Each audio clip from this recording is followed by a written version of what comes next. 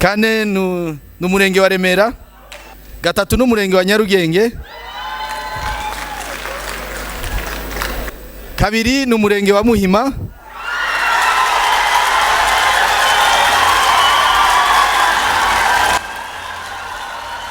umuyobozi w'agateganyo w'umujyi wa Kigali Bwana Parfait Busabizwa arasoma urutonde rw'uko imirenge 35 igize uyu mujyi yagiye irushanwa amanota mu kunoza ubukangurambaga ku isuku n'umutekano ku nshuro ya 8 mu mujyi wa Kigali. Ubu bukangurambaga ku isuku n'umutekano bumara amezi 6 ku bufatanye bwa polisi n'umujyi wa Kigali kugira ngo Kigali ihore itoshye, ikeye kandi itekanye. Umurenge wa mbere rero n'umurenge wa Kimironko. Twumvikane. Bavuga Kigali ukumvishe majyawe, Kigali itoshye ninjye nawe. Umuyobozi wa polisi y'u Rwanda ashimangira ko ubu bufatanye bufite akamaro kanini, bityo buri wese akwiye kugira isuku n'umutekano umuco kuko byuzuzanya. Tagira isuku bihungabanya umutekano mu buryo bugaragara, ari uburyo umutekano w'umubiri w'umuntu ku giti cye, ari noneho n'ibidukikije, guhungabanya umutekano w'ibidukikije kandi nawo dufata nk'umutekano ukomeye cyane. Niyo mpamvu rero iyo tuvuga umutekano n'isuku bijyana, kandi byose tukabishyira imbere mu nshingano zacu za buri munsi zo guhangana n'icyateza umutekano muke icyo ari cyo cyose. Nagira ngo rero iki gikorwa dushoje uyu munsi ariko gikomeza kubera ko urugamba rwo guharanira isuku n'umutekano rukomeza. Nagira ngo nshimire umujyi wa Kigali cyane, abayobozi b'umujyi wa Kigali, abayobozi b'uturere umujyi wa Kigali n'abandi bayobozi ku zindi nzego zose n'abandi bose babigizemo uruhare. Dufatanye, twishime, ariko twongere twibukiranye ko umurimo ugikomeza.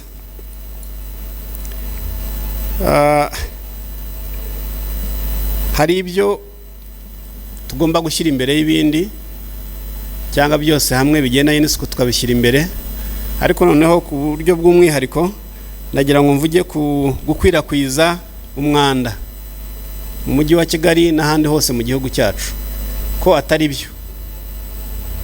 Ni itegeko, ntibyemewe. Iyo umupolisi cyangwa abashinzwe umutekano cyangwa undi muturage akubonye ujugunya ishashi ariho hose ku muhanda cyangwa se n'ahandi, cyangwa ujugunya umwanda, amacupa y'amazi, umuntu akanywa amazi yarangira cyangwa aje akajugunya icupa, iyo akubonye ugafatwa urahanwa. Minisitiri w'ubutegetsi bw'igihugu Professeur Shyaka Anastase ashima ubufatanye bwa polisi n'umujyi wa Kigali bugamije kwimakaza umuco w'isuku n'umutekano, buri wese abigizemo uruhare. Agasaba buri wese kugira iyi gahunda ye, utabikoze uko bikwiye akabibazwa. Nagira ngo nshimire cyane ubufatanye bwa polisi y'igihugu n'umujyi wa Kigali mu kugira ngo uyu mujyi ugire isuku, use neza kandi ugire umutekano. Ibyo bintu bitatu ni ibintu bikomeye bifitanye isano kandi Kigali yacu ikeneye. Kuba umujyi wa Kigali na polisi y'igihugu bamaze imyaka 8 babikora, ngira ngo ni muri icyo gihe Kigali yaboneyeho kuba mu mijyi ya mbere y'isi ifite isuku kandi ifite umutekano. Ngira ngo twashimira polisi n'umujyi wa Kigali kuba baragize uruhare mu kugira ngo Kigali bayishyire kuri urwo rwego rw'isi.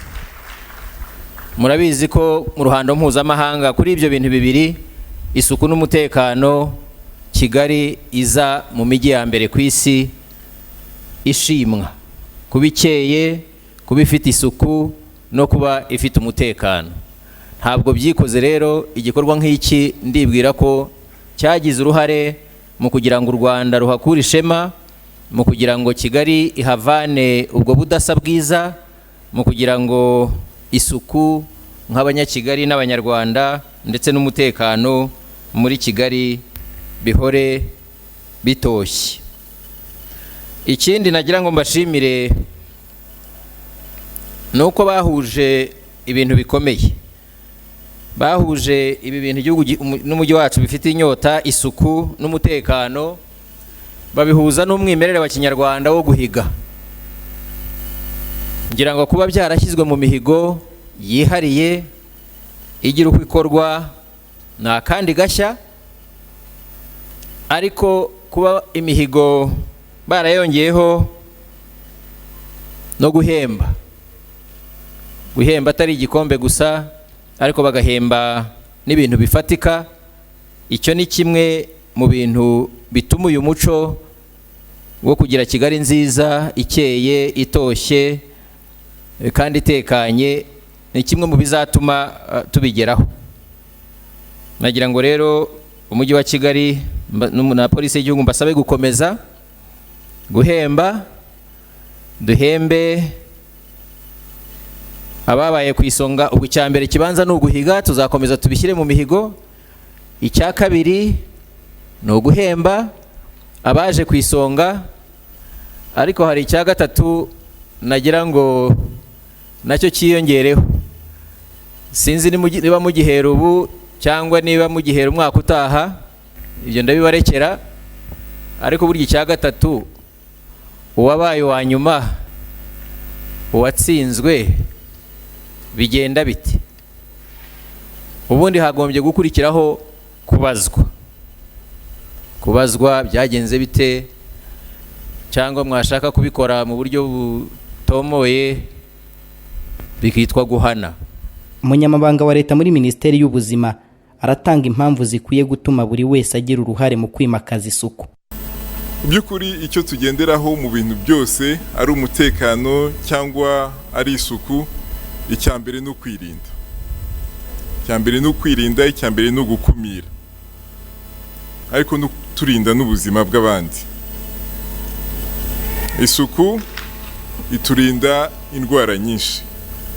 Imibare yagaragaje ko mu mfu zose zibaho ku isi, izigeze kuri 4% ziterwa n'isuku nkeya nk'uko tubivuga, ariko mu by'ukuri twagomba kuvuga ngo ziterwa n'umwanda. Ubumuga buhoraho nabwo urebye imibare usanga izigeze kuri 6% ziterwa nazo ku isuku nkeya. Iyo tuvuga isuku, tuvuga isuku ahagaragara n'ahatagaragara. Ubwo tuba tuvuga isuku aho umuntu atuye, umwuka umuntu ahumeka, mu byumba, mu byo dukoresha mu kikoni iyo dutegura amafunguro, ubwiherero, ku mubiri, ku myenda, aho hose. Umurenge wa Kimironko wahize indi mirenge igize umujyi wa Kigali mu kwimakaza isuku n'umutekano. Mu bukangurambaga bwakozwe ku nshuro ya 8 mu mujyi wa Kigali, uhabwa igihembo nyamukuru cy'imodoka. Mapambano Nyiridandu uyobora uyu murenge arasobanura ibanga bakoresheje kugira ngo bahigike indi mirenge bari bahanganye. Kuri banga nta rindi ahubwo ni uguha uruhare abaturage bagakora inshingano tuba twabasabye, tukabasaba ko bagira uruhare mu isuku n'umutekano, twifashishije inzego z'umutekano, ariko twifashishije n'inzego z'ibanze kuva ku murenge kugera ku masibo. Abo rero badufashe kugira ngo binjire mu baturage babumvishe, hanyuma n'abaturage nabo dushimira cyane babyumva vuba, kugira ngo tubashe kubigeraho, tugire Kimironko itoshye, ikeye kandi itekanye. Ndagira ngo cyane nshimire cyane polisi y'igihugu yaduhembye igihembo cy'imodoka. Ibi bigiye kutwongerera imbaraga nyinshi mu kaza none isuku n'umutekano, kuko twari dufite n'imodoka yaguzwe n'abaturage yadufashaga muri iyo mirimo. Ngo tubonye rero ubwunganizi bw'imodoka ya kabiri, turizera ko bigiye kurushaho kunoga, kuko tuzaba dufite support aho imwe yanyuze n'indi ikanyura ahandi, cyane cyane mu butabazi, ahantu habonetse umutekano muke, ku buryo tuzaba dutabarira umuturage ku gihe. Ariko naho bibaye ngombwa intervention zijyanye no mu isuku nazo tukazikoresha. Turizera rero ko iki gihembo tubonye cy'imodoka kigiye kudufasha kunoza kurushaho mu isuku n'umutekano. Ubuyobozi bw'umujyi wa Kigali buvuga ko ubu bufatanye butanga umusaruro wo kwishimirwa.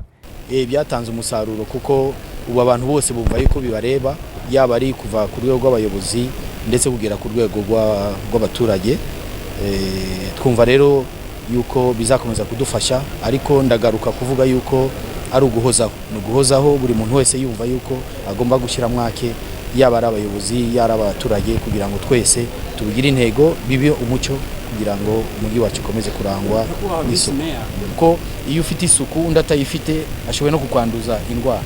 Ari nayo mpamvu rero tuvuga tuti reka tubigire ibyacu, buri muturage utuye mu mujyi wa Kigali yumve yuko bimureba, ashyire mwake, ashyiremo imbaraga, twese hamwe rero nitubyumva kimwe, ndetse n'ababayobora naho handi hose harangwamo isuku nke, twibaza yuko tuzagera ku cyo twifuza. Nyuma yo kwishimira umusaruro ukomoka ku bukangurambaga ku isuku n'umutekano mu mujyi wa Kigali, Minisiteri y'Ubutegetsi bw'Igihugu ivuga ko bukwiye gusakara mu gihugu hose. Iyo suku nituyihubaka, n'amafaranga tutagira twahoraga twicunaguza ko ntayo dufite yo kuvuza abantu azaba make, nayo tubonye tuyajyane mu bindi bikorwa by'iterambere. Nagira ngo rero nsabe rwose nkomeje, haba mu mujyi wa Kigali n'ahandi, ko isuku muri ibyo byiciro, amaresitora n'amabara ntacyo byatunaniza, ku masoko nta byatunanira, ku mibiri y'abaturage bacu, na biriya byiciro cyane cyane bibira amashuri n'amavuriro, tubiha umwanya tukabyitaho, tukabishyiramo ubugenzuzi, tukabishyiramo ubufatanyabikorwa n'inzego zitandukanye, ariko umusaruro ukaboneka, intambwe igaterwa, kandi tukabyagura nubwo twabivuze bikava mu mujyi bikajya mu gihugu cyose, ndetse tukabitangira ejo, umunsi w'ejo tukabikomeza. Ikindi nagira ngo ndangirizeho nshima ni uburyo iyi gahunda polisi y'igihugu n'umujyi wa Kigali mwayishyizemo imbaraga, kandi mugashyiramo mukayitaho. Nahoze ndeba igihe imara, ngira ngo ni gake cyane tugira ubukangurambaga bumara amezi 6-7. Umuyobozi wa polisi y'u Rwanda ashimangira ko ubufatanye buhamye aribwo butuma abaturage bagera kuri byinshi byiza kandi mu gihe gito. Avuga ko umuturage afite uruhare runini mu mutekano, bityo akwiye kurushaho gukorana bya hafi n'inzego z'umutekano kugira ngo bakumire icyamuhungabanyiriza ituze. Impamvu igihugu cyacu n'ubu ngubu tuvuga ko gifite umutekano mwiza ugereranyije n'ahandi mu bindi bihugu, ni ubufatanye bw'inzego z'umutekano n'abaturage. Kugira aho umupolisi atari, aho umusirikare atari, umuturage avuga ati uyu nguyu yahungabanya umutekano, atanga amakuru, noneho uwo muntu ashyikirizwe inzego z'umutekano n'iz'ubutabera. Iyo tabonye amakuru, ariko ikibazo gihari, hari abantu bumva ko umutekano w'abandi babona abasinzi ntibatanga amakuru, abantu bakomeza gukora impanuka zihitana ubuzima bw'abandi. Hari abantu babona abana bakoresha ibiyobyabwenge babicuruza bakabyihorera. Ibi byose bibakomeza guhitana ubuzima bwa bamwe muri twebwe bw'Abanyarwanda. Iyo mico mibi dukwiye kwitandukanya nayo, turwanye iyo mico mibi, turwanya ibyo byaha, dutanga amakuru kandi tubishyiramo imbaraga.